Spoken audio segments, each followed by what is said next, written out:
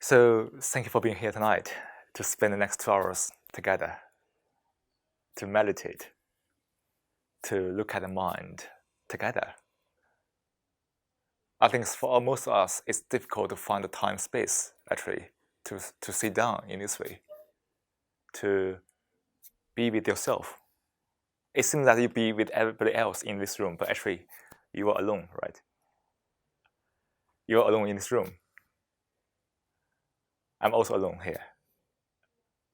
So let's do meditation together to examine the mind, to turn inward, to understand the subtleties of the mind, but from the totality of the mind. So we need to understand each part of the mind, but with the awareness of the totality. That really matters, right? So in the modern life, it's easy for us to over-focus, to over-specialize in something, because we only focus on some small part.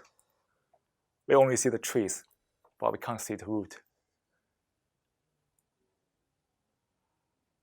That's why it's easy for us to be divided by thoughts, ideologies, faith, even philosophy, right? Unless we are fully aware of the mind, the totality of the mind, which means that we need to see the whole picture of it before we focus on a small part. So this whole picture is the content of our awareness. It should be. But most people don't have it because we don't live a life with awareness at all. So to start today's session, let's do a 3-minute reflection in stillness to reflect your reactions to the news you have received in the past few days. It's probably the news about the coronavirus. It's maybe the news of other things. Try to reflect your reactions to this news in the past few days. And also try your best to notice, to reflect the emotions arising from these reactions. It can be nervousness, it can be fear, anxiety, whatever. Just reflect it. Don't judge it. Don't condemn it. Don't interpret it. And after these 3 minutes, let's come back to the topic, shall we?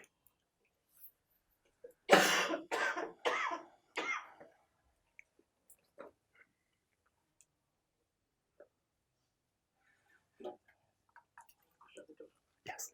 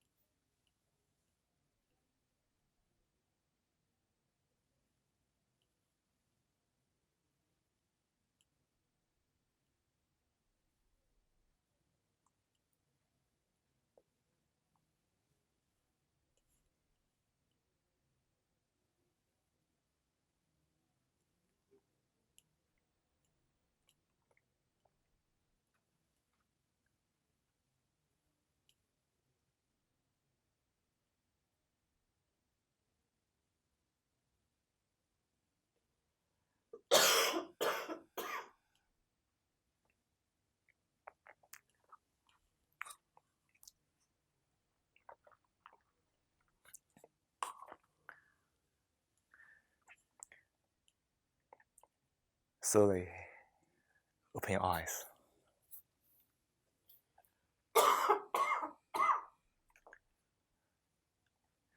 You see how easy the peace can be broken by the reactions.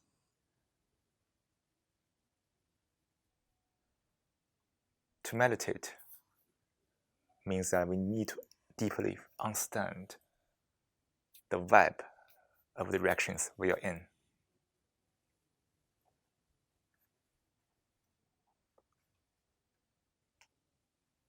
Look at ourselves. If we don't have the awareness who we are at this moment, isn't it the consequence of all the habits and reactions?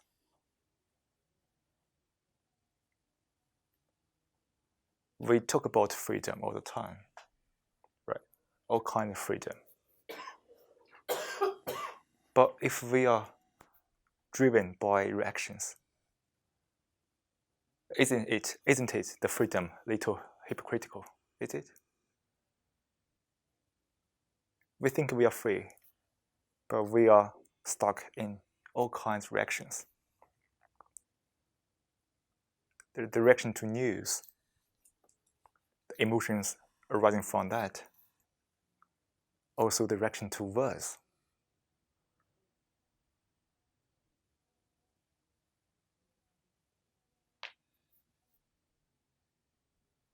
The reaction to other people's behaviors.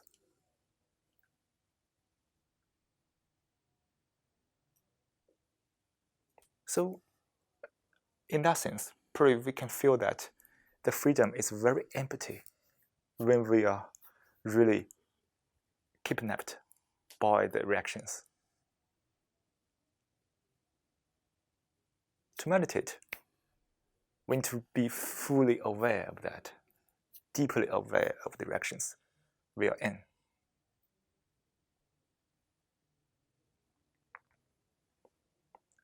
Unless we are really free from all kinds of reactions, by being aware of that, you see, when we are aware of the reactions, we are free from that. Unless that awareness appears, there's no point talking about freedom. And only when we are free from reactions, we can be free, can we?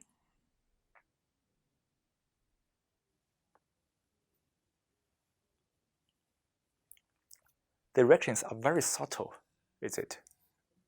There are some very obvious ones, which everyone can observe.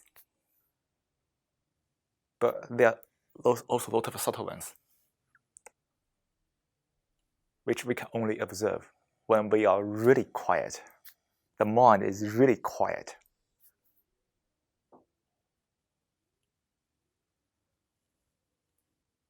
If the mind was not quiet, the mind is in a state of reaction. In that state, we couldn't really notice the subtleties of the reactions, right?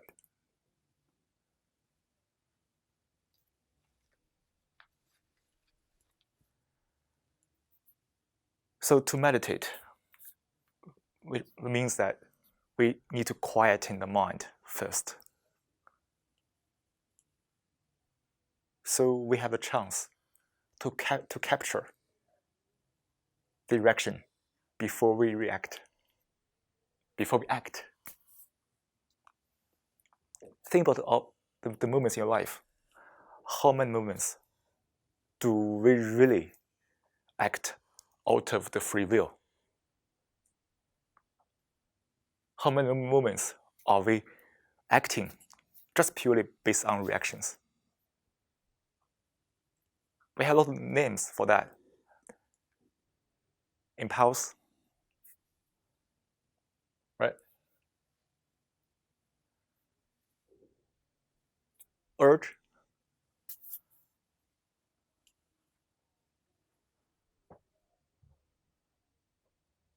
even wanting. Even the desire can be also a reaction to something else.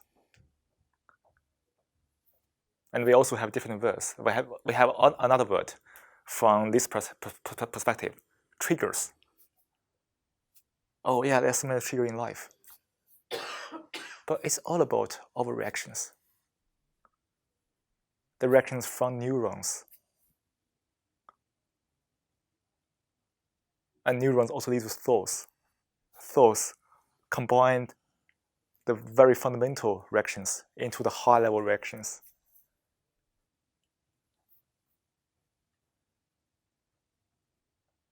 So when we say one is liberated, it just means that one is free from reactions, not something very mysterious, right?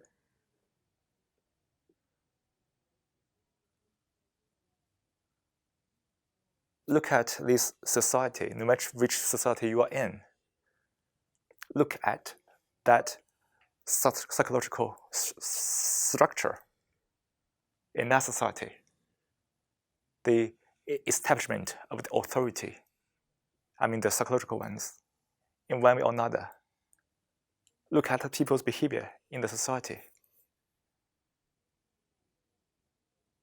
Isn't it the consequence of the reactions? By having this kind of a mental structure, people are caught up in that reactions.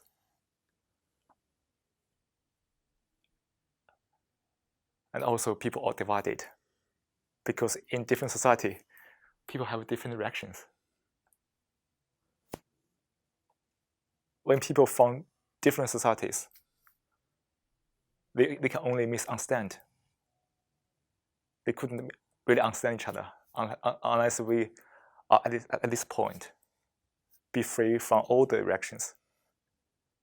We can see, oh yeah, why we are divided, or why people are so hate each other.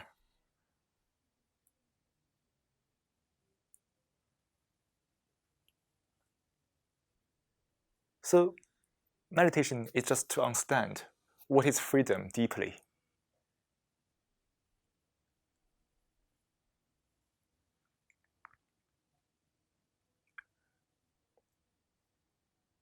Does freedom means that I can do whatever I want?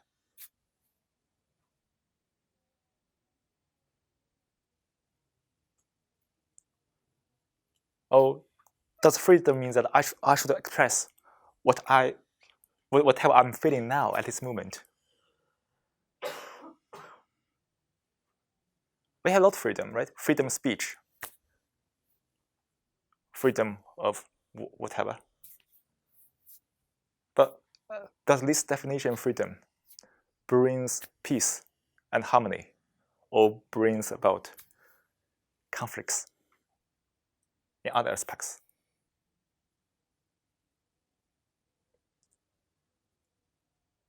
If I can express whatever I want to feel, I'm feeling this moment, and you also express it in that way, and then we begin to fight against each other.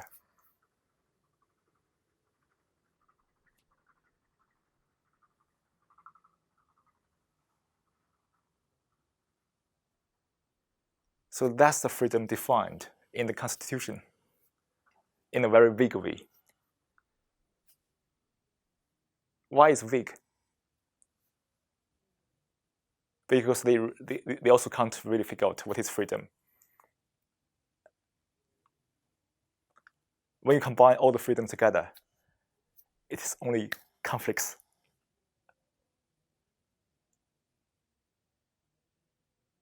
Because we just simply mistake indulgence for freedom. We just mistake willfulness for wisdom, for freedom. But willfulness, indulgence, and freedom are very different, actually. But to the outside, to the outer experience, it seems very similar.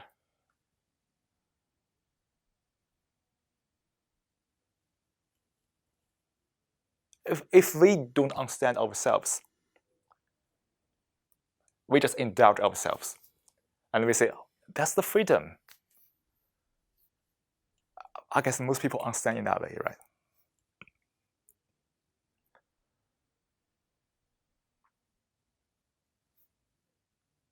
I can do what I want. I can express what I want.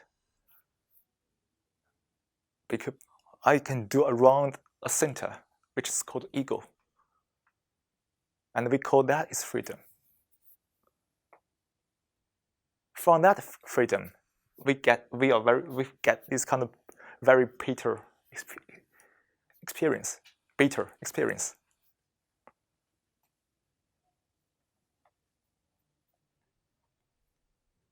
So to understand what is freedom, we really need to understand ourselves first.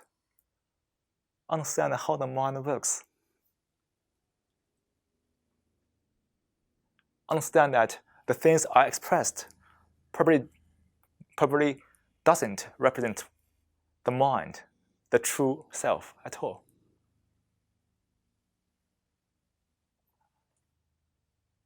So we need to understand the deceiving nature of the mind. Because a lot of things are just come out from the reactions. After a few days, you also don't know why you did that.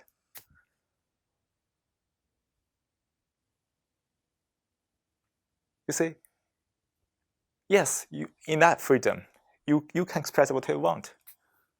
But what you did or what you said actually didn't represent you, because you did that out of the impulse, the reactions.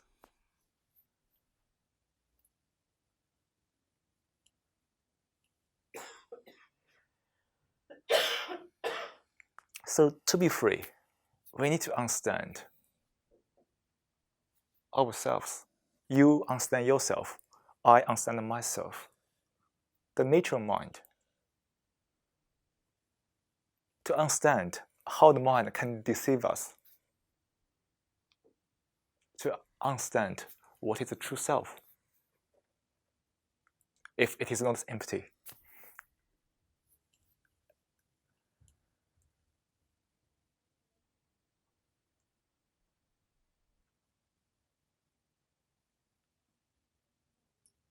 This also concerns another topic, like how to be yourself, how to be myself. If I don't understand myself, how can I be myself?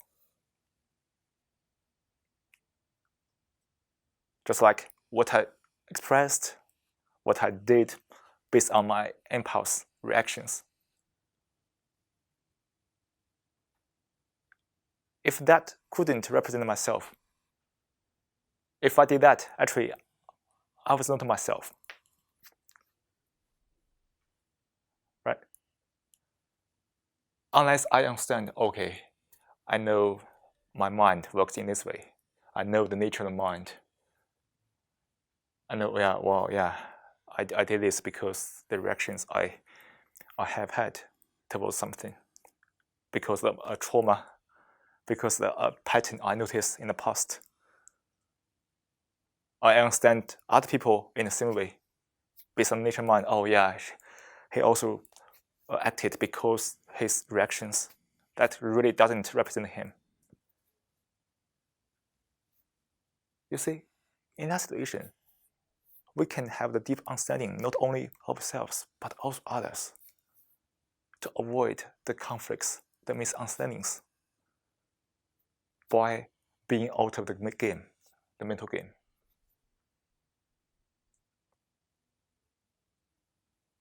So to understand, to feel the freedom, we need to truly understand the mind. Then we can behave freely based on the nature of the mind, based on clarity.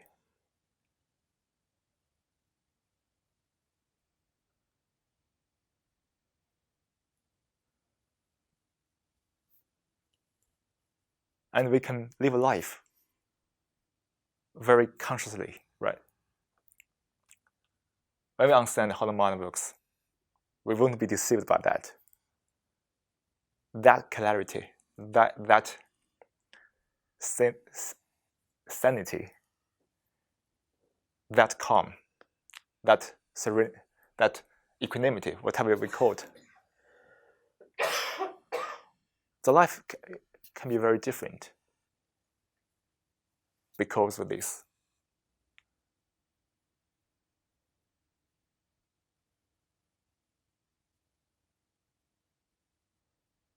To understand that no matter how Constitution is written, it's always open to interpretation by different people with different intentions.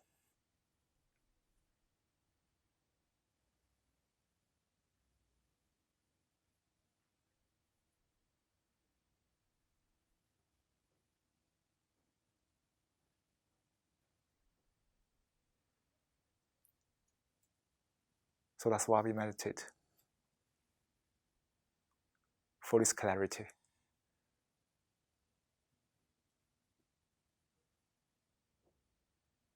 To understand why we are so emotional. It's so easy to be in the negativities. We are all deceived by the mind, are we? In that sense, we are all fools, right?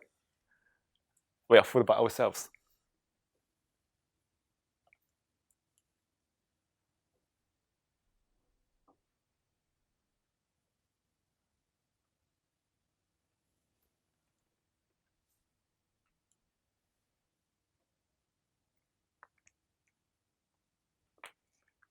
People may ask, do I have to do breath meditation? Probably not. Even at this moment, when we just sit down in this way to reflect together, that's also meditation, right?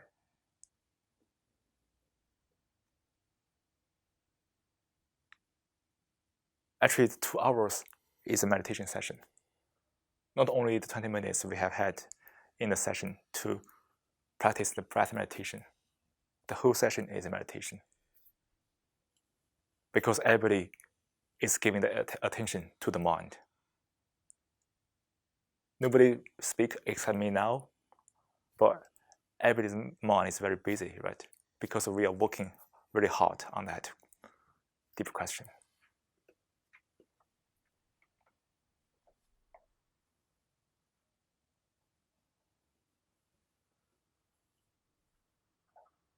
But we still need to do something to quieten the mind.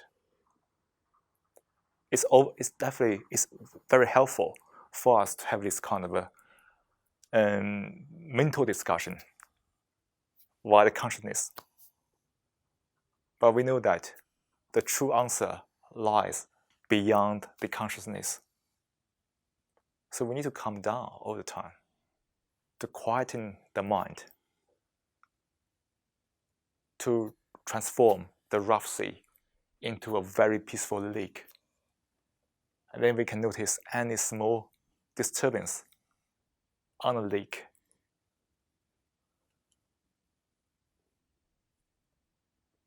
So that's why we need to do something very practical, breath meditation. And it's also something probably is good for most of us can do daily, because we are living in a society. We have a lot of relationships with other people, a lot of interactions. We need to find a space and time that belongs to yourself. Which means that we need to do that in solitude to quieten the mind, to give yourself a break, a true break.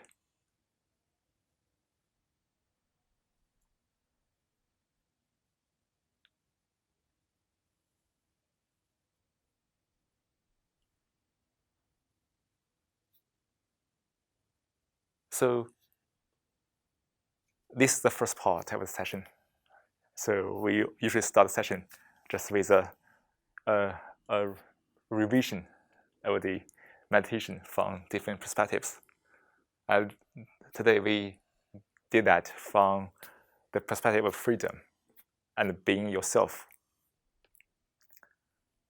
And after this first part, let's meditate together for 10 minutes just to purely quieten the mind.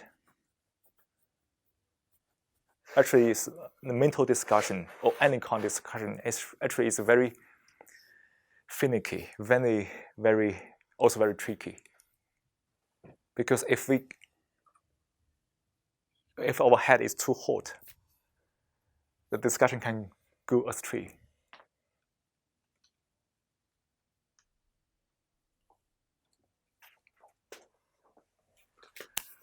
So okay, let's move to the second part.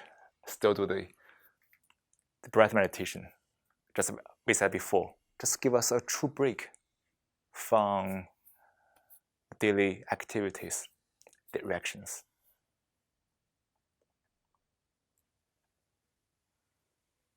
And after the second part, let's move to the third part of the session, which is a new topic today.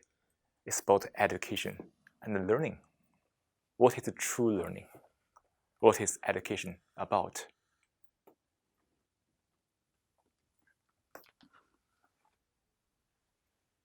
Okay.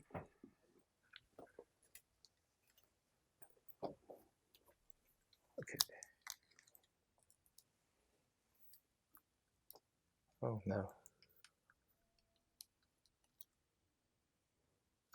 Okay. Yeah. And so it's about education and learning. And after that, the last part is still another 10-minute meditation to calm down again, so we can live here with peace and calm. So shall we do now the 10-minute meditation with the audio guide? Shall we? And I can turn off the lights so we can just enjoy the darkness together with a quiet in the mind. Okay.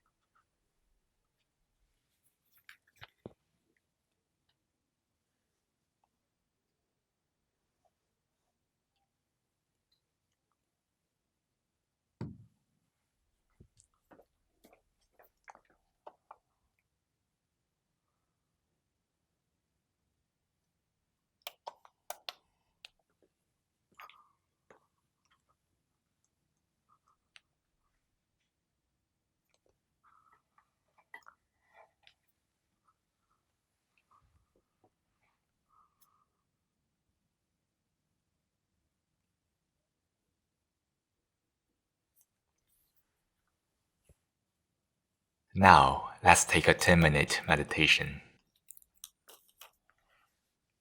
Start by taking a moment to find a comfortable position to sit in a posture that you feel relaxed and get alert. Let hands rest on your knees or laps.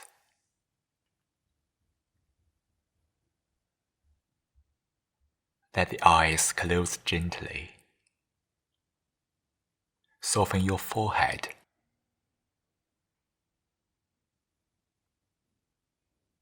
Act a soft smile in the corner of your lips.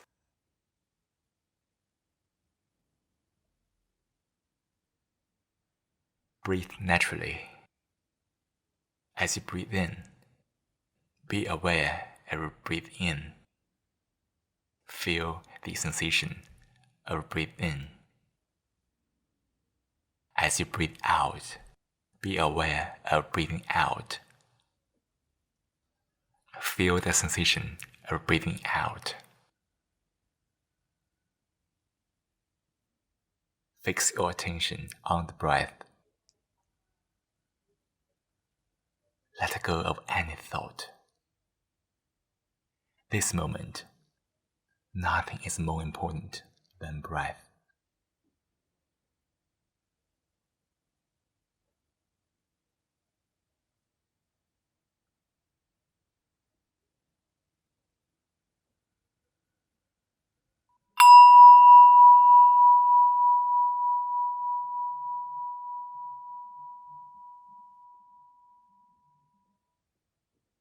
Every time you hear the bell, notice where your attention is. If it wasn't on the breath, gently invite attention back to the breath, and try your best to sustain your attention on the breath.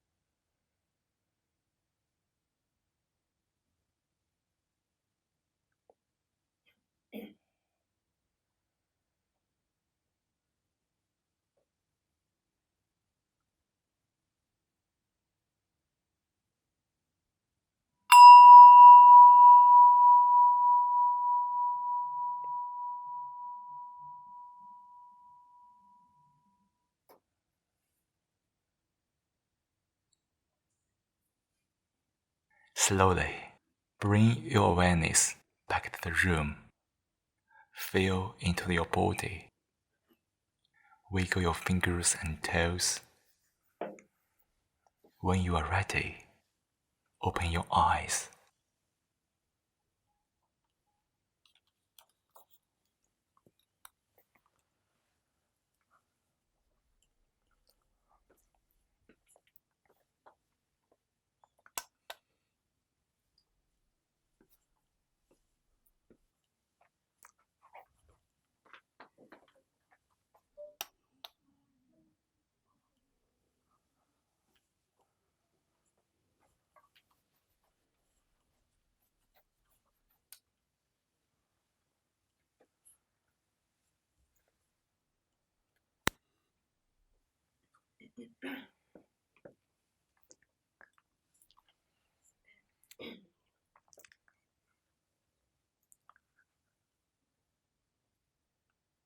How does everybody feel now? Good. Sleepy? No bad? You? Relax. I have some blending off, but try to come back to breath and count. Good. I still have a lot of thoughts, a lot of things on my mind now. Maybe I just didn't leave my work and it was still running. But it was nice, like how the opportunity to be in the dark and just To be aware of that thoughts. aware, breathe. Oh. It made me relaxed, although I always wander off, like what you mentioned, but still. So everybody has different experience during the 10 minutes. Sometimes we have a very strong tendency to wander off. The thing is not avoiding it, because sometimes it just happens. We can't really control it, right? The thing is just to be aware of that. I think that's just suffice for this purpose. So for the 10 minutes space, we just sit down to quieten the mind. Just bring the awareness back. That's the key. But we also need to sustain the meditation, not only in that 10 minutes, because it's still too short, is it? We need to try to extend the meditation to the life. How to extend it to the life? Should I do it all the time? Stay here 724? Probably not. That's not practical, right? But if we can bring the awareness to life, isn't it the extension of the meditation?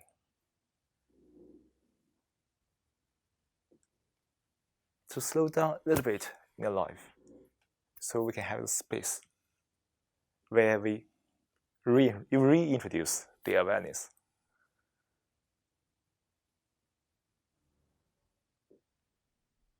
To be aware that that's a very powerful tool, very powerful. You don't need to refuse it. You don't need to do anything about that. But if you're just simply aware of that, just say it without running away, without any interpretation. Just say it. Oh yeah, that's my jealousy. The problem is gone. Oh, that's my fear. Oh, the problem is gone. Oh, that's my self-pity. The problem is gone.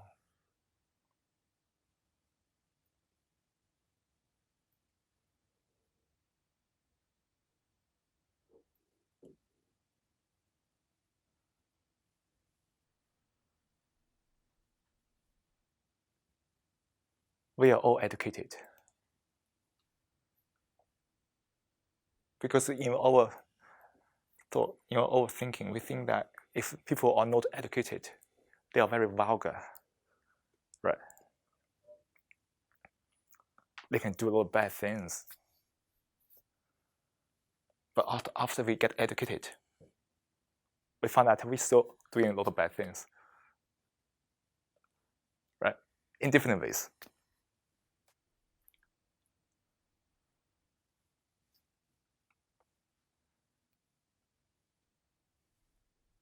We think we can be free from being vulgar after we get education, but we are still in many subtle ways.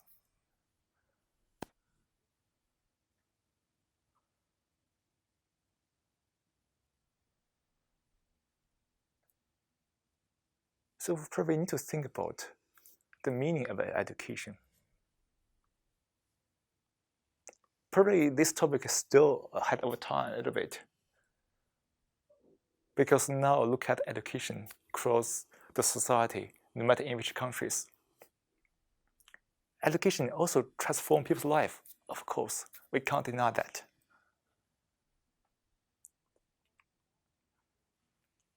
But we also need to notice some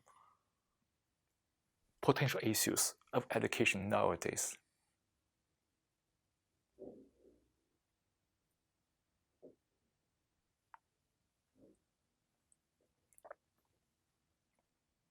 Education can be easily into a product, an industry, which is happening now in many countries.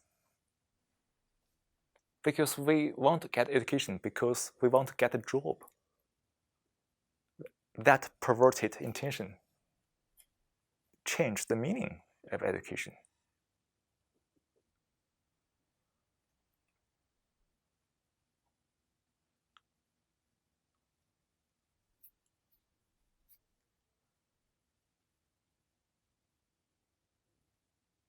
Look at the whole society. In Europe, in US, in Asia, people don't care about your education at all, only care about your diploma.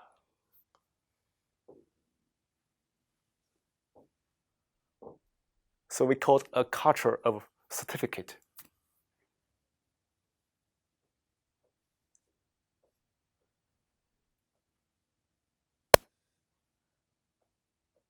So because of this influence, we go on education for that paper, only that paper.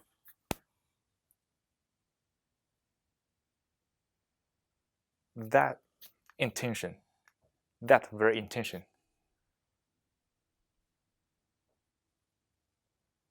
corrupt the whole education.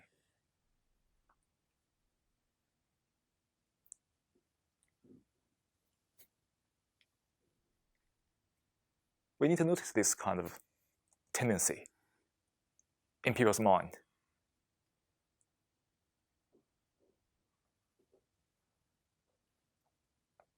And we also need to understand a little bit what is education for, actually. So, can you tell me, what is the most difficult thing on earth for us, for you, for me?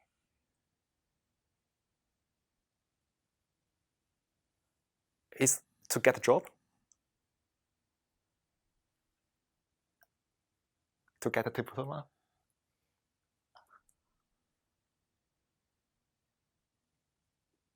Or just live life?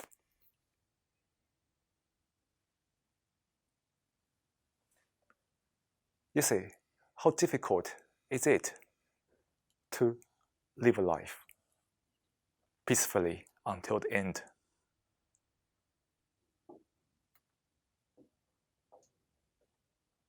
Very difficult, right? Each one of us has different age, different situation, everybody in a different stage of life. But we can feel what is life throwing at us.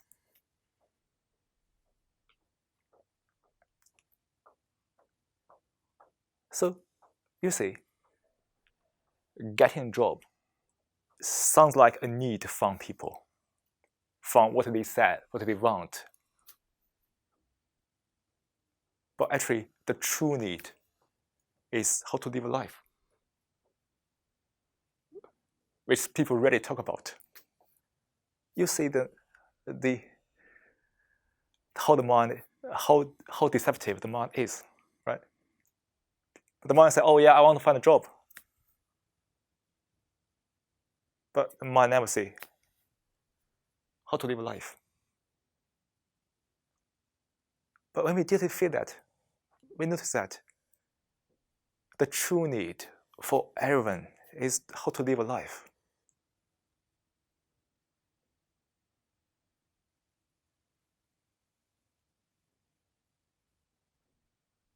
But the education is only set up to satisfy the superficial one, how to get a job, not to meet the true one, how to live a life.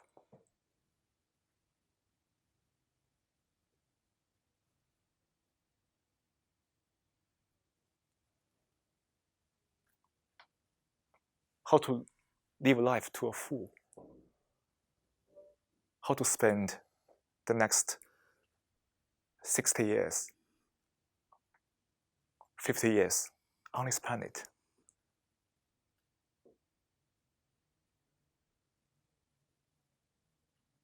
How to be a human.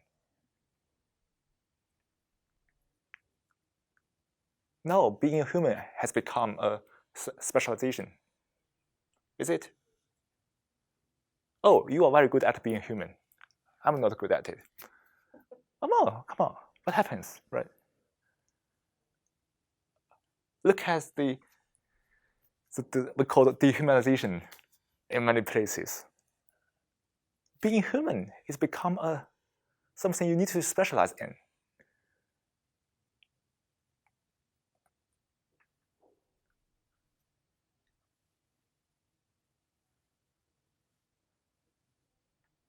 We are all specialized.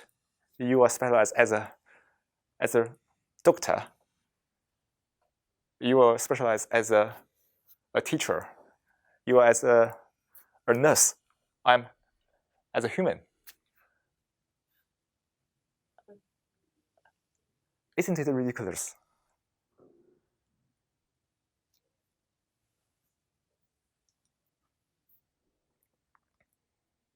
If being a human becomes a specialization, I think we need to really reflect on the education. Probably there's something wrong running there, leads to this phenomenon. Are we still human or not? Because now I'm an expert at being human, which means that probably you are not. If it is true, we need to really reflect on that.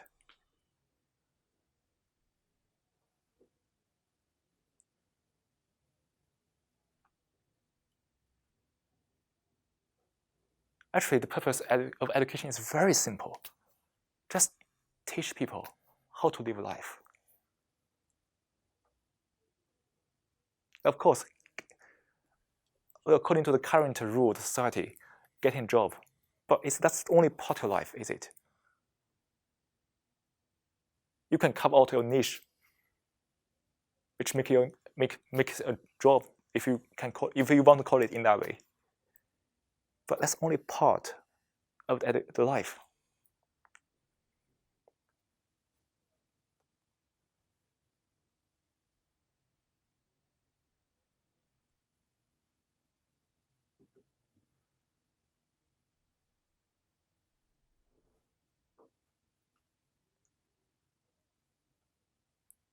So when we talk about education, we inevitably talk about knowledge.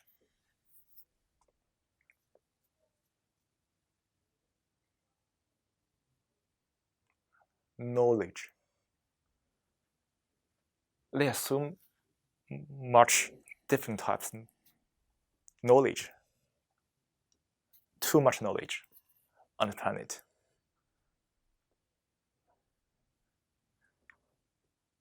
Even we can say we are here is also kind of knowledge.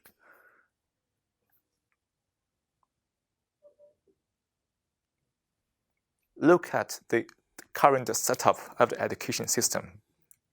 It only facilitates people to acquire knowledge. You can learn a lot of knowledge from university, from all kinds of schools if you want. What does acquire knowledge mean? Acquire knowledge.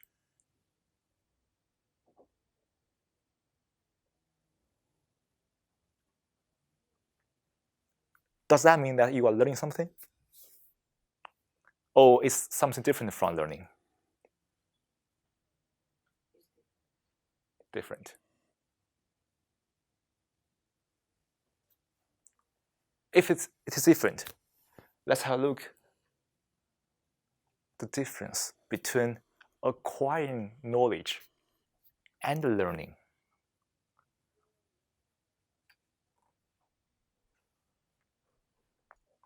When we are acquiring knowledge, what we do?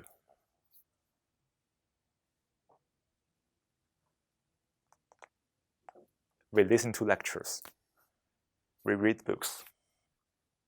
We read articles.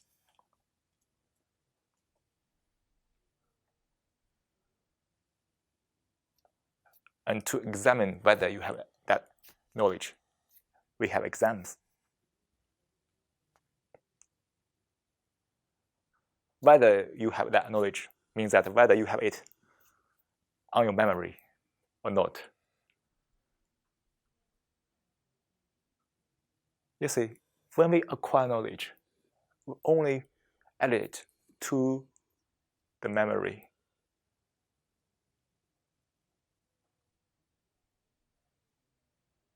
We acquire it from textbooks, from teachers, from instructors, from all kinds of authorities.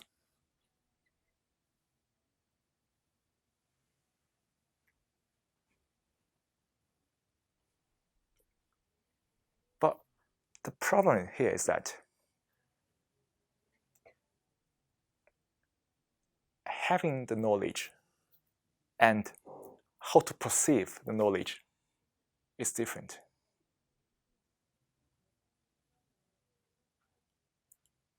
If you want to use the knowledge, you have to perceive it. Do you?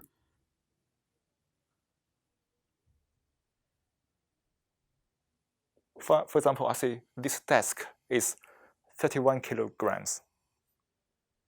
It's a knowledge. But different people perceive it differently. Oh, it's so light. Oh my God, it's too heavy. You see, the application of knowledge requires proper perception of knowledge, which is unfortunately nobody teach you. Why education?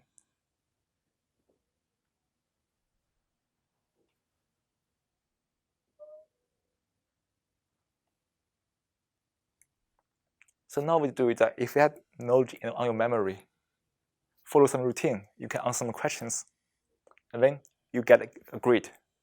That's it.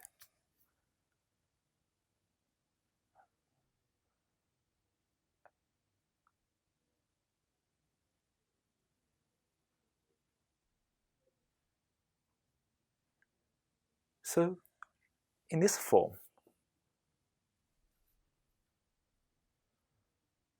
we just pass on the knowledge, the memory stuff, from one person to another.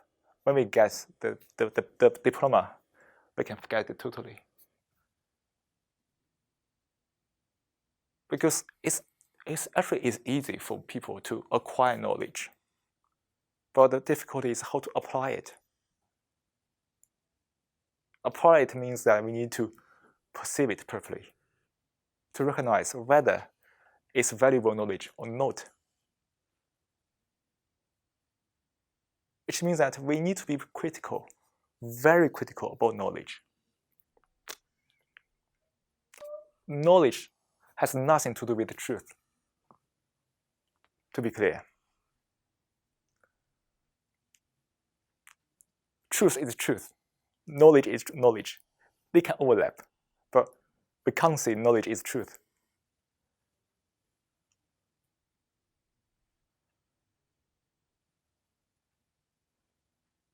If we just acquire knowledge without any sense of being critical,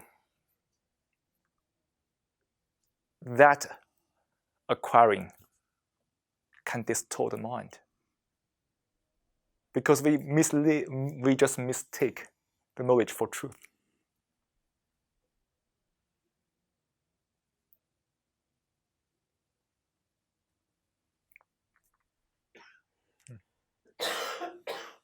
Look at the current academia. How many people's minds are really in good conditions? They are all distorted by the knowledge, because they think knowledge is truth.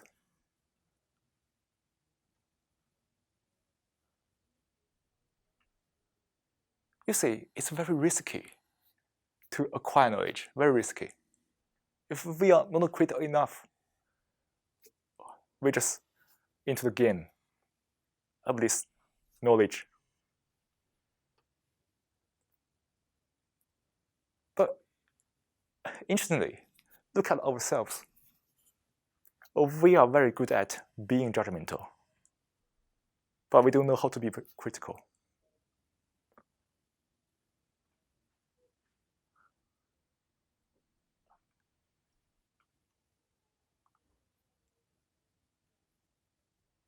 Look at people in the academia, all kinds of professors, researchers. How many of them are truly critical? And just clarify the distinction between critical and judgmental. Is it just about the object of the judgment? Because when I'm judging other people, I could say that I'm critical about them. I have the feeling that when you're using critical, you refer to judgments that we do towards ourselves. Is it correct? Or So what's the difference between being judgmental and being critical, right? So judgmental is very easy. We can make judgments anytime without any reasoning, without any assumptions. We can just do it, or with any very strong assumptions. We don't need to realize that. But being critical means being neutral. If we become neutral, we can't be critical. To be critical, we need to fully aware of all the assumptions, biases. So we are in a position of neutral, then we can make a judgment. That's being critical. But look at these people. How many people are really in a position of neutral to give judgments? Not really, not so many, right?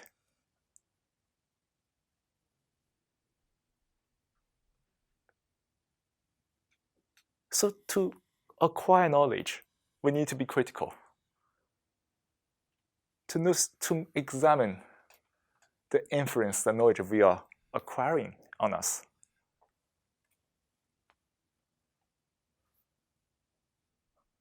Why being critical? We need to understand which knowledge is really valuable, which knowledge probably is not something very useful.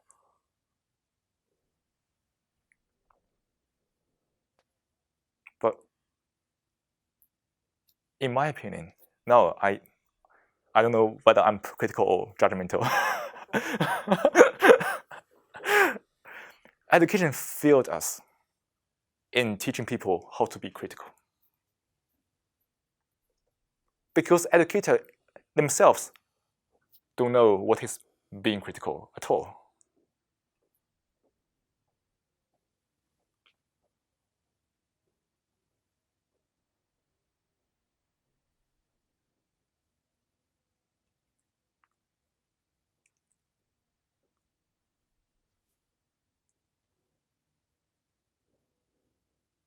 So you see, acquiring knowledge is a very tricky part of life. If we just worship the knowledge without examining it, life will be misled by that. So that's why we see in meditation, when we look at the mind, we need to do it non-judgmentally. That's very important. If we are in a position of biased, we begin to interpret our mental activities.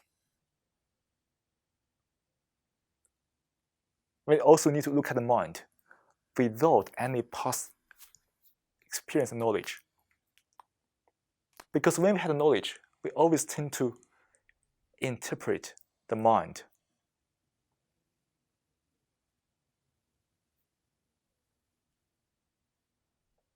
We just need to look at the mind with a very fresh eye.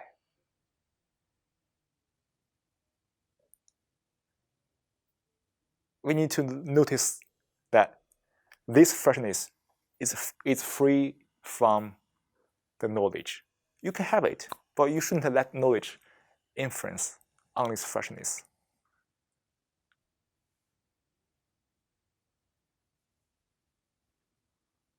Of course, people may also get confused. We have a lot of technical knowledge, which has nothing to do with the topic today. But we have a lot of knowledge which is not technical at all. Knowledge based on a lot of arguments, assumptions.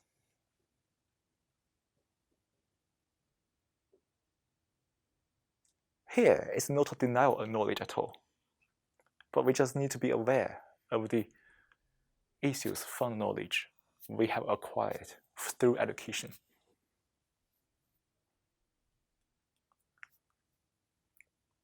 So, how to perceive knowledge means that we need to be critical.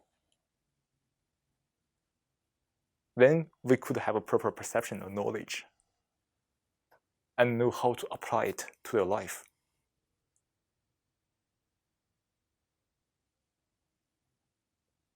So let's think about this. Knowledge is always old, is it?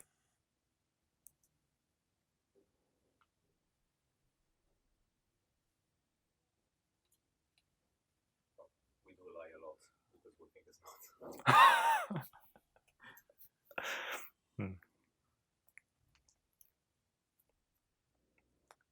Knowledge is always written down, or is rendered as something on the memory. So it's always old.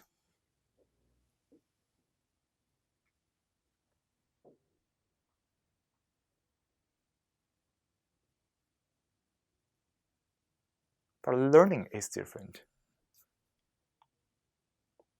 Learning takes place only now. Is it? When we are learning something, which means that we are doing it now at this moment.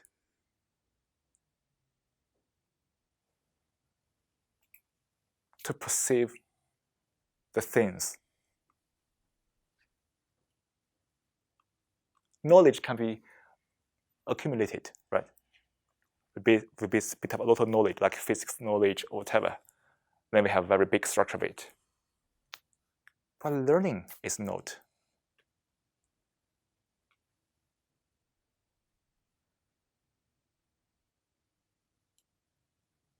To learning about yourself, to learning something, we need to do it immediately at this moment. Because what is always in a dynamic change. Who we are at this moment. We are learning about ourselves means that we need to be fully aware of the mental activities at this moment.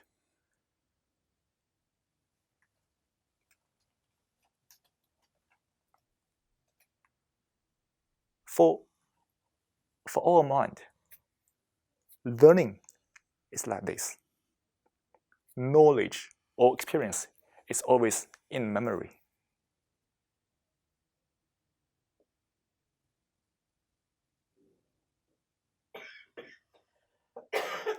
To be present means that we need to face what is at each moment, right? Without any interpretation. But what we do usually at time in our life, when we have knowledge, we always want to use the knowledge to interpret this moment and then the future.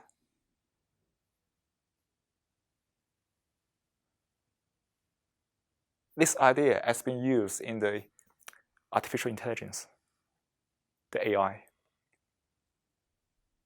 Can you repeat that again? Which idea? The one that has been used in the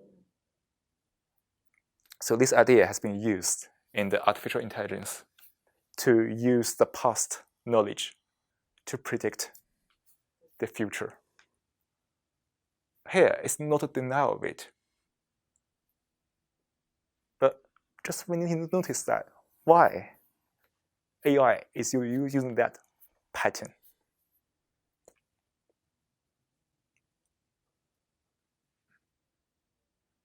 Actually, AI is only a name recently. We call it in the past, it's called pattern recognition. And now it's still pattern recognition, to be honest. So we just use a new name to make it fashionable, right?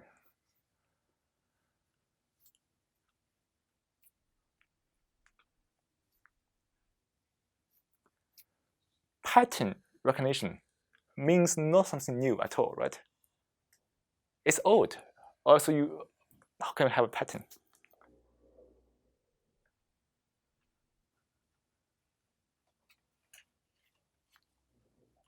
We have a lot of behaviors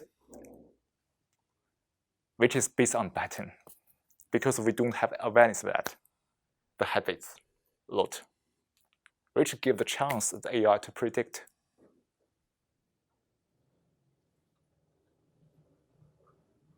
But there are so many things which is beyond AI, beyond the pattern recognition. Why? Because our life situation sometimes it's not a pattern at all. We can only learn it at this moment, but we can't really interpret it in one way or another.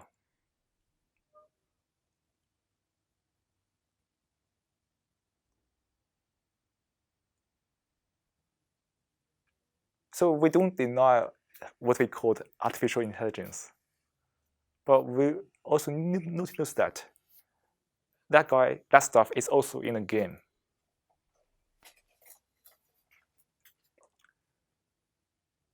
And because the media hype, it's easy to trigger some illusion about AI.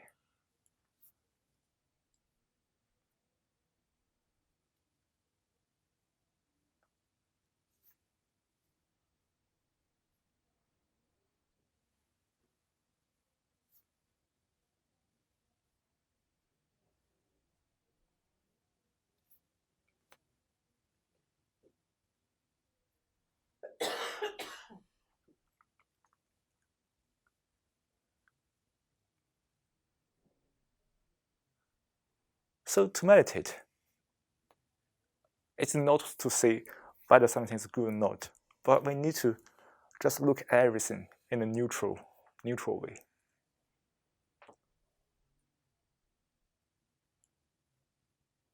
If we are not neutral, we then just into the reaction mode, right?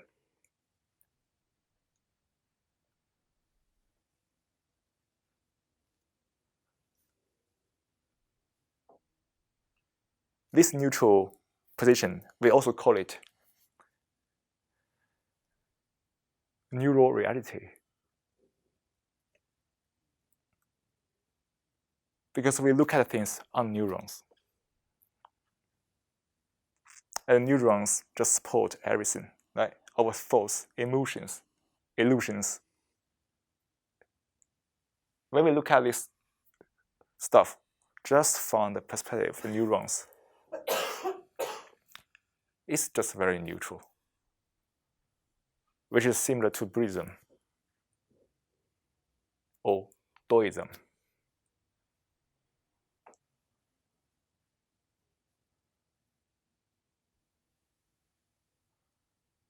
And this kind of reflection won't lead us to conclude that, oh, education is terrible, we need to not be educated. No, there's no such conclusion. But this reflection gives us the deep awareness.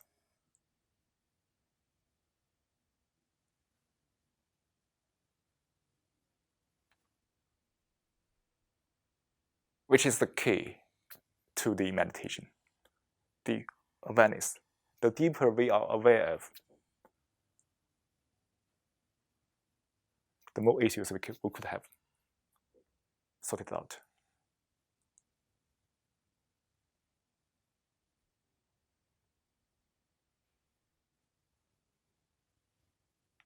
This awareness, the deeper ones, can also help us to root out the deeper level reactions.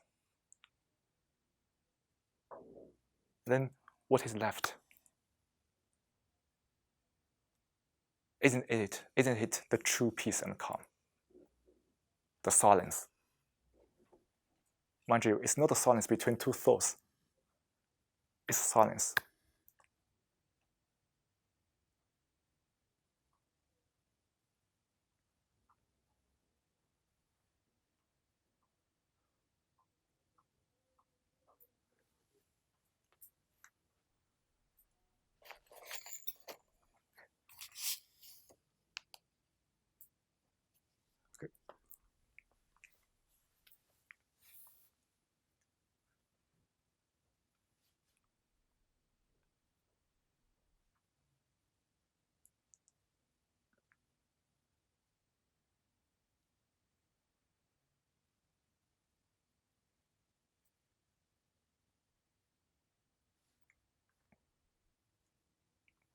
And this deep awareness of also give us the true understandings for other people, their troubles, their sufferings. We know how the thoughts are generated. We know how the sufferings are generated. And only in this position, we can be truly compassionate.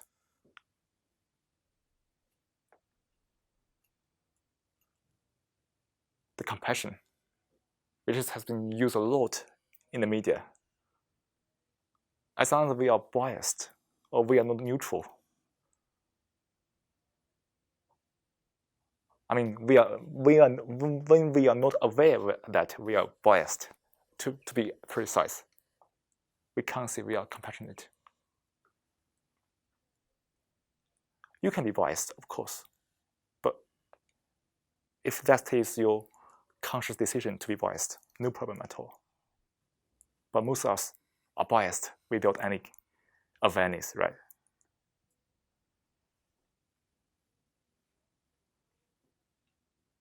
So you see, meditation, or whatever we call it, is about to be aware or not to be aware. Has nothing to do with to do or not to do. Because you see, in many different religions or any kind of spiritual practices, there are too many things about do this, not do that.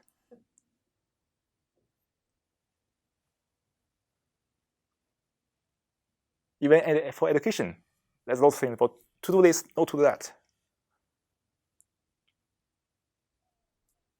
But actually it's about to be aware of something, not to be aware of something. When you are conscious, when you can make a conscious decision, this is your life.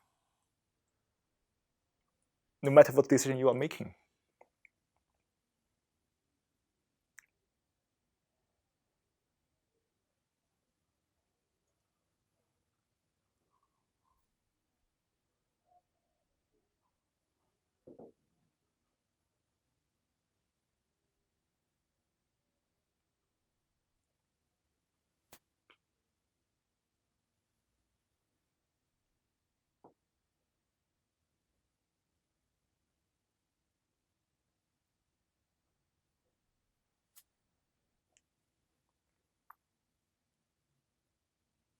You see,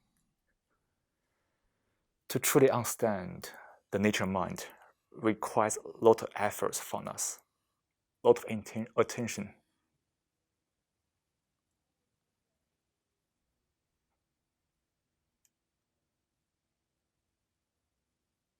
But this deep understanding gives us the true peace.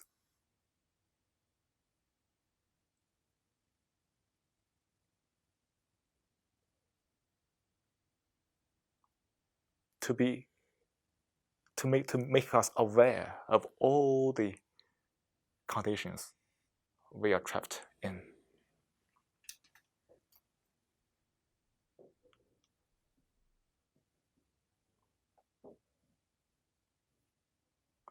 In this situation, do you still care about your negativities? Probably not, right? Because you know how that are generated. You know why you are anxious.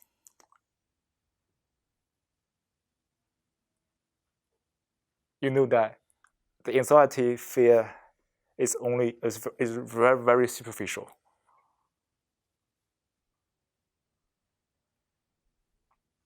When you truly understand this, be aware of all the mental activities of the mind.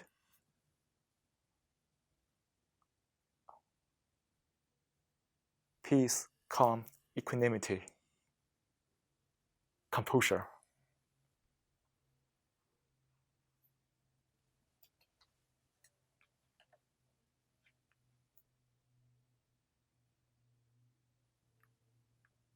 So up to now, I think everyone knows that all of issues is from the mind.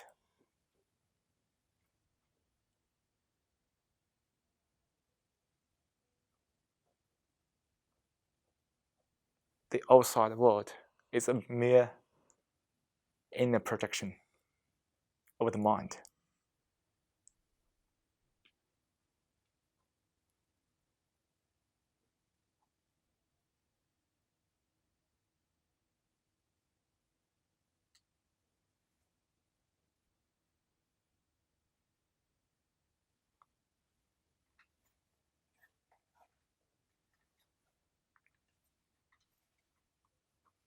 So that's today's topic about education, learning.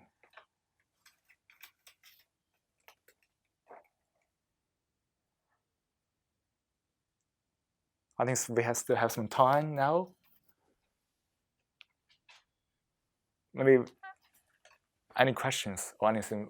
I want to say something.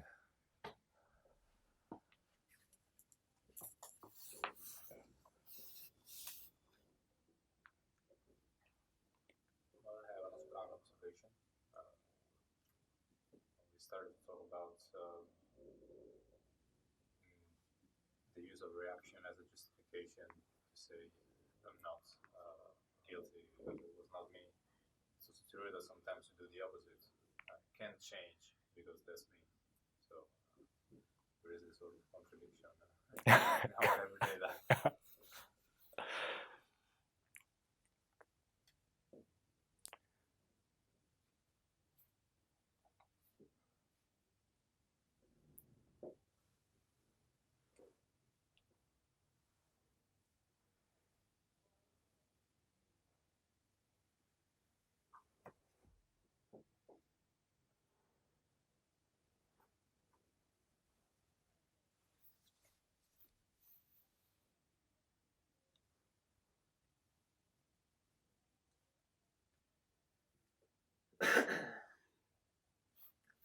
Would you say it's sometimes very difficult to be aware of your reaction to something? Sometimes you might have an initial emotion which is actually not a true emotion, it's just confusion. Oh, sorry, what was the second sentence? Well, if you have a reaction to something, you don't always know certain what your reaction is. You might just get angry or confused, but there's something underlying that. I think to solve this problem, we just need a very quiet mind. Very quiet. But this case is very difficult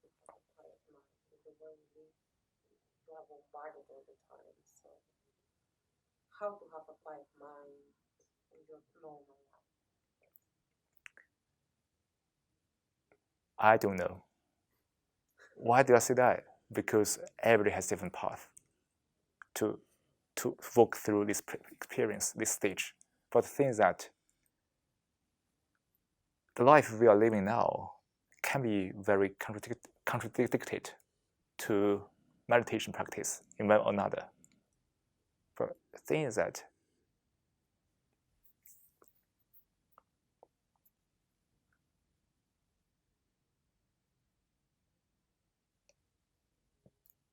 to think about it, or not think about it, has nothing about to do it and not to do it. So it means that no matter what you do,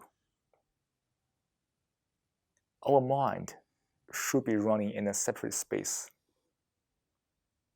For example, we realize that the things around us we are doing is a game. So can we still do the game without being into it? A part of you need to be into it. But how do you do it otherwise? When you realize, okay, it's only a game that I need to get some financial support from the game you're playing, play with it game. But at the same time, your mind is not into it.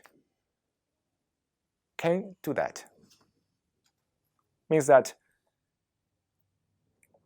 if you do it and also you are trapped in the directions, and then you are in a game. This part requires a lot of attention from us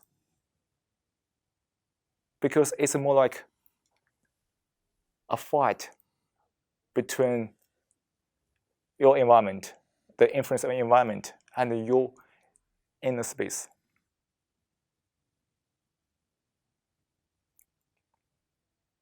Like, when we are into the thoughts, when we are really trapped by the reactions, it's also a habit, so to speak, because we have some neuron paths running in that way, just to react to it. I can only say that why your practice, in your way, we can rewire the neuron paths in a way, not react to it. But how? I don't know, because that's really truly personal.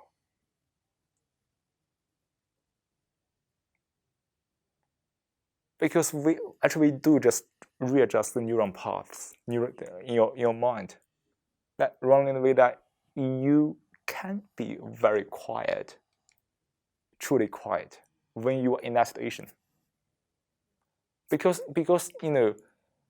these reactions is from our past habit, past pattern. Because before we started this practice, we were living a life in a very mindless way,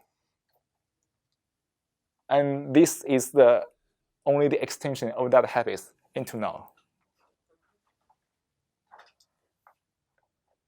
It's also matters to another blueprint of education. If people are educated in this way from youth, I think they wouldn't have this kind of chaos we are now to handle, right? So because we were all mindless years ago, and that state has give us a lot of habits. Now we need to really try to override. That's the efforts we need to put into. More meditation. Yeah. To start with. Yeah. So slow down and try to give more space to yourself to quieten the mind. Because when we notice the reaction, we have the space between what you say and what you do, and that space gives you the wisdom. it won't happen in one day, of course not, because we have lots of neural habits all the time already. To change that, it takes physical time. But we need to give these kind of a mental intention or mental action immediately. Do it immediately.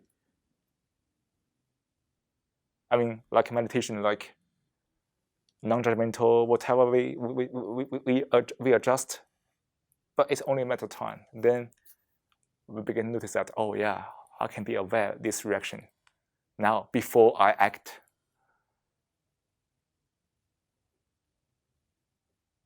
But how to achieve that? Nobody can help you. Only yourself know how to do that, because you know your mind best. You see, this meditation is very, very lonely journey. What we can discuss about here is limited by languages, and we can only show here. That's the direction of the mountain, but the path needs to be found by each one, because everybody has different mental situations, life situations, different neuron paths.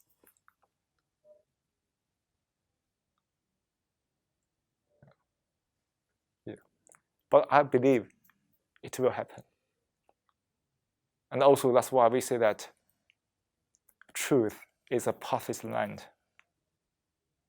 Because no matter which one we are listening to, nobody can really teach you, here, this is a path you can stay to there. No, we can't.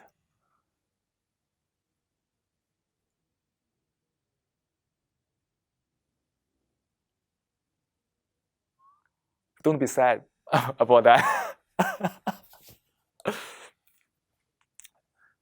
a little bit confused by the two terms learning and knowledge, because isn't all knowledge acquired by learning? But maybe do you know what I mean? So that's the learning we usually mean in our life. Sorry. That's the meaning of the learning we have in our life. We learn something by acquiring something. But here, learning is different stuff about ourselves. Learning can only takes at this moment. And acquiring knowledge is different stuff. But sometimes I used to be studying very hard on something I didn't know, and it makes you kind of in the present moment, and it's also something new that kind of insight you acquire. So doesn't acquiring knowledge mean? So is there no learning involved? you see, this all the confusion about languages. By learning ourselves, we can also have the knowledge, the self-knowledge. But the thing is that knowledge not only about knowledge itself, also involves your perception of that knowledge.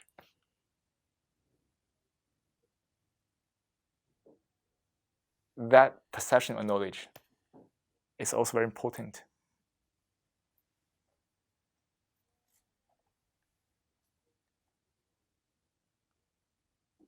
So here, when I say learning, it also concern knowledge in a way. But in the current education system, we only acquire knowledge without really true learning. Because when we're learning, it's also acquire some knowledge. Because knowledge is always very open-ended, right? At the same time, what really matters is that the perception of that knowledge.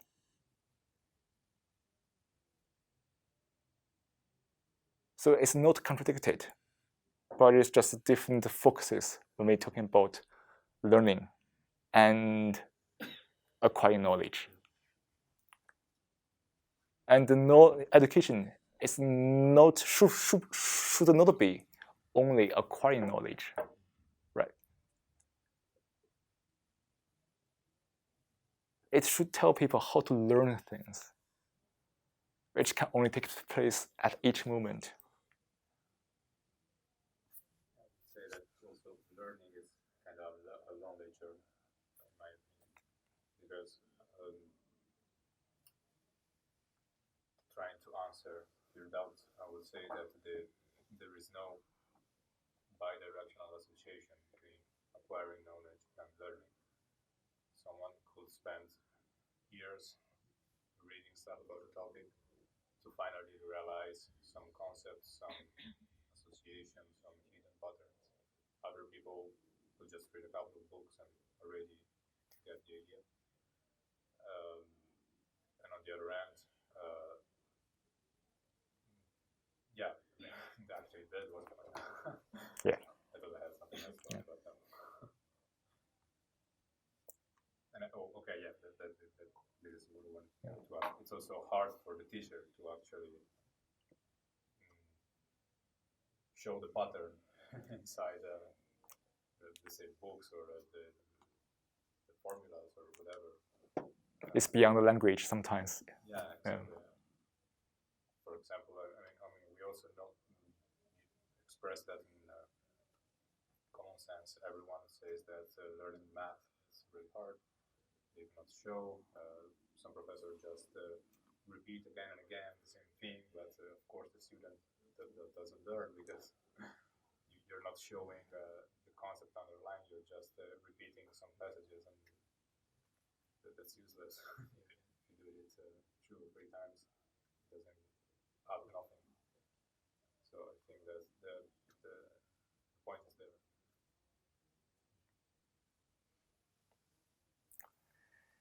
Maybe we can have a 10 minutes break, and then we come back to meditate again to end today's session, shall we? Yeah.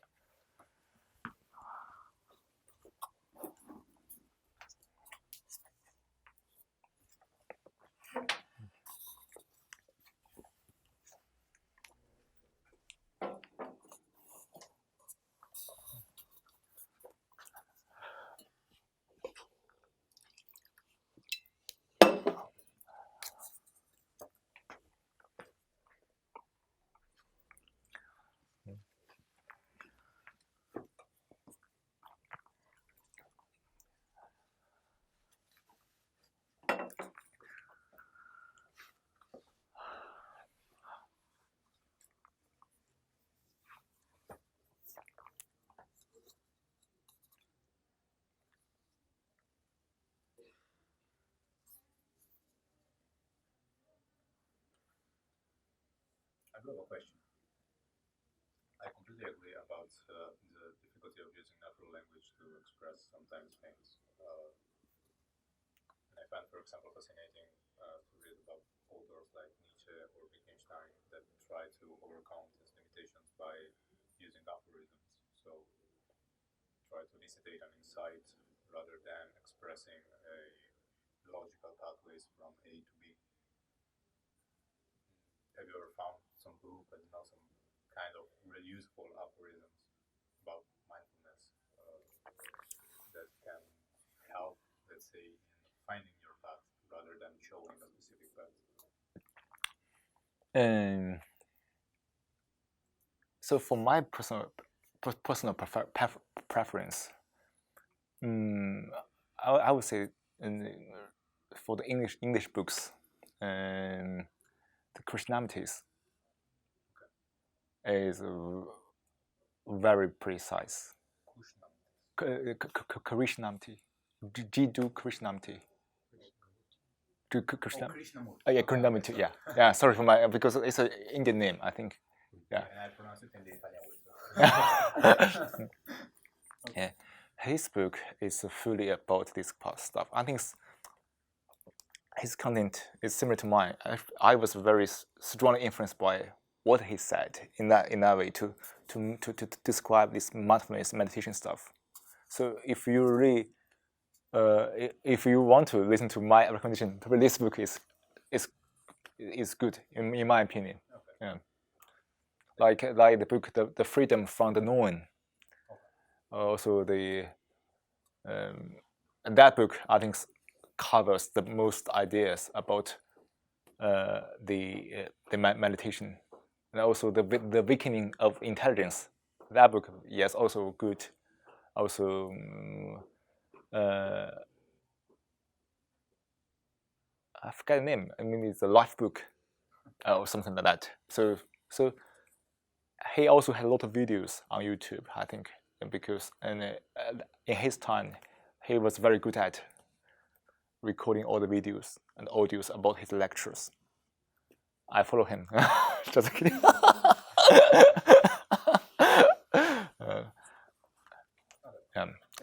Because his book is nothing about religion. It's no any terms from Buddhism and no term from Taoism. Just purely very easy language. I mean, it's just very easy to read. But to understand it means we need to meditate to understand his verse.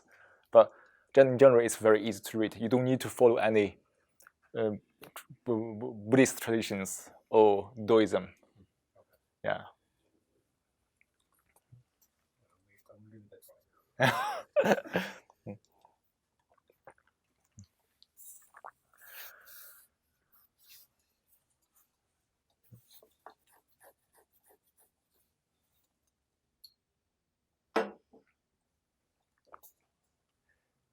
I think meditation is something, it's also something people can misunderstand easily, because it's something beyond language, and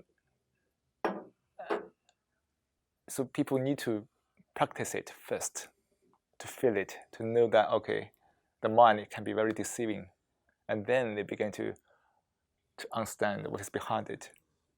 But nowadays, people are just so into the thoughts. We keep reading, thinking all the time. Thinking has a limitation, has a boundary, right? It's only limited in the consciousness. But mindfulness or meditation is about the nature mind, or the disciplines of the neurons, which is beyond the thoughts. We can't figure out until we practice it, to feel it. That's the most people cannot really get the point purely by reading some books or listening to some lectures or just watch some news from the website. And also, that's one of the difficulty of education, is how to impart this kind of knowledge, or we then call it knowledge, or this practice to people. Not like education or course, people have a very fixed routine to just pass on the knowledge, because everybody just want to have exam and just pass it. But for this kind of education, there's no path. How to educate?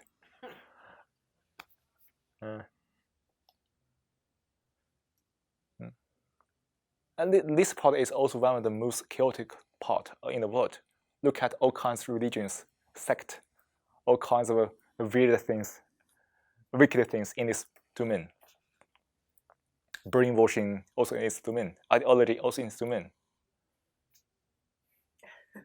You say it's one of the most wonderful place. We can see all kinds of things in this domain. Marketing, business, also in this domain. All kinds of influences. Amazing. Yeah. Most people want to make use of it to their own benefit. Not everybody can really into it to transform others. Maybe it's a reaction, but I think that we're kind of lazy. Yeah. So we like the easy path. We like to believe to people that pretend to be true, or to people that give us a simple solution. To believe that it's enough to attend lectures for a couple of years. Exactly. Exactly. Yeah. Without any effort, without any inner motivation. Exactly. most people, everyone is conditioned. If you feel good, they want to go further. That's enough, right?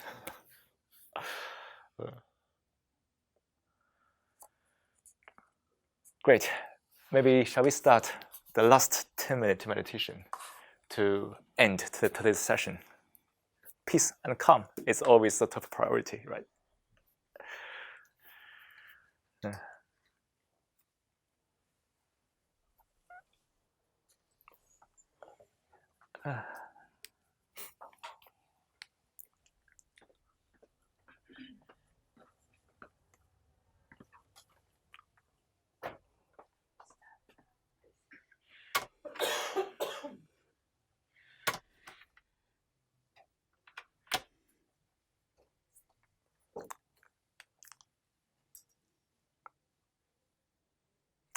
Okay, should I turn off the light now?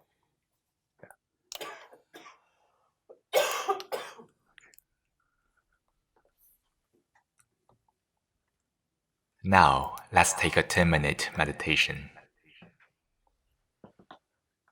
Start by taking a moment to find a comfortable position to sit in a posture that you feel relaxed and get alert. Let the hands rest on your knees or laps.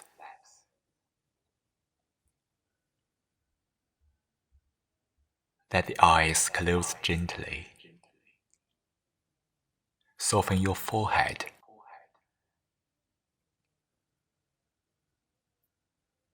Act a soft smile in the corner of your lips.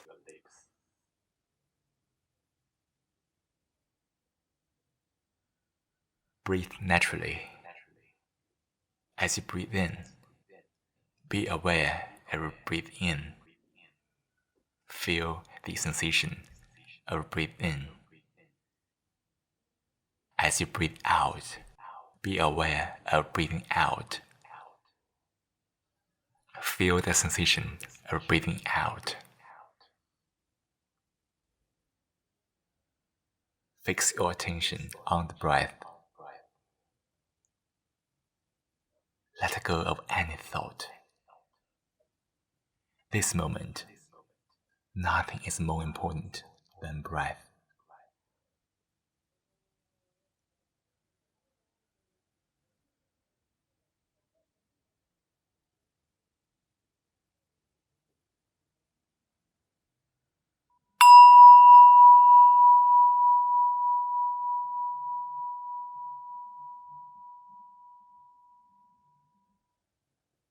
Every time you hear the bell, notice where your attention is.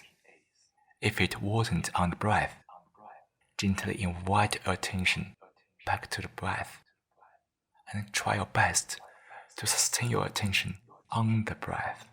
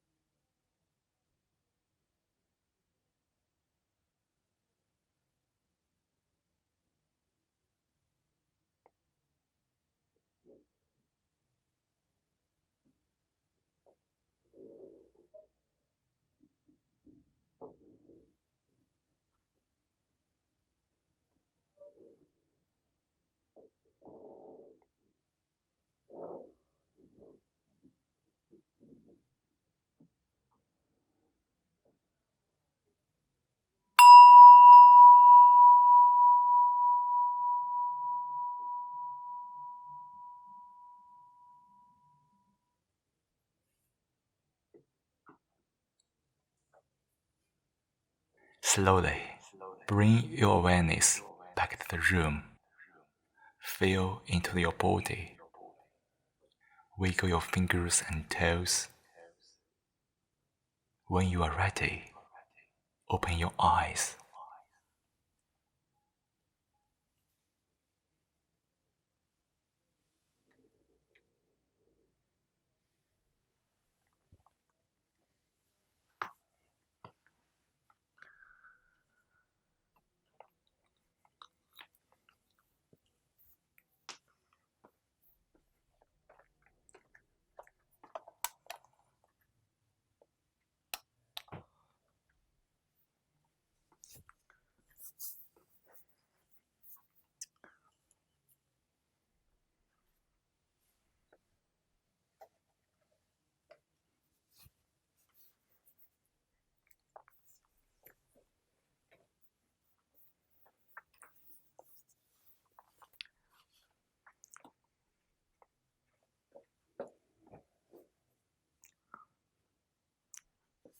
So,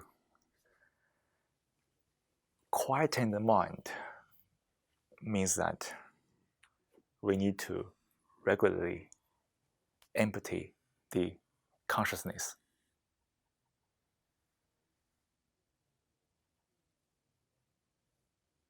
If you can do it each moment to empty the consciousness,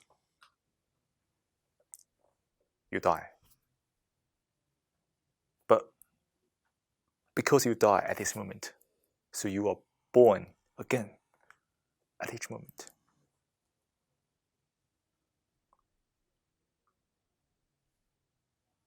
To die is to live. To live is to die.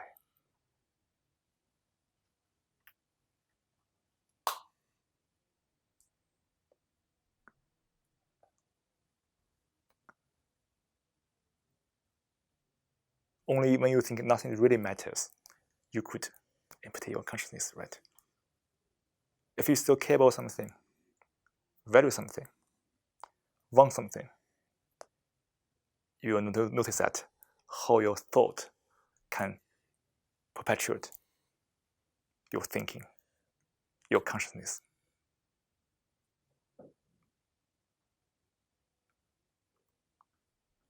So I hope everybody die every moment. Not physically, mentally. The only difference between the physical death and the mental death is only the body at the last minute of your life. Right?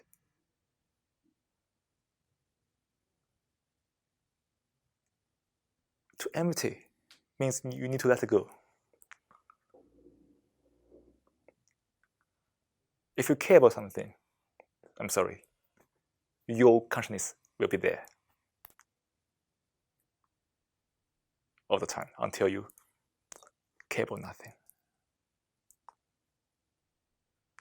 But again, don't be confused. You can care about nothing, but you can do everything.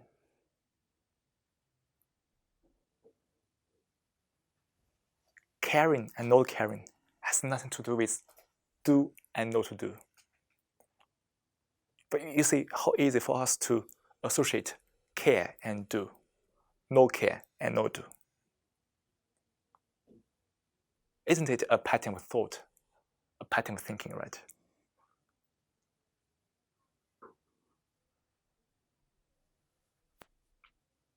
If you care about nothing, you can do everything.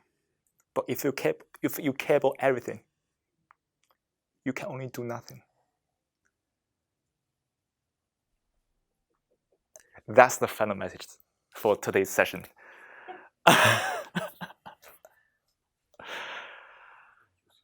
And thank you for everybody being here tonight to spend the past 2 hours.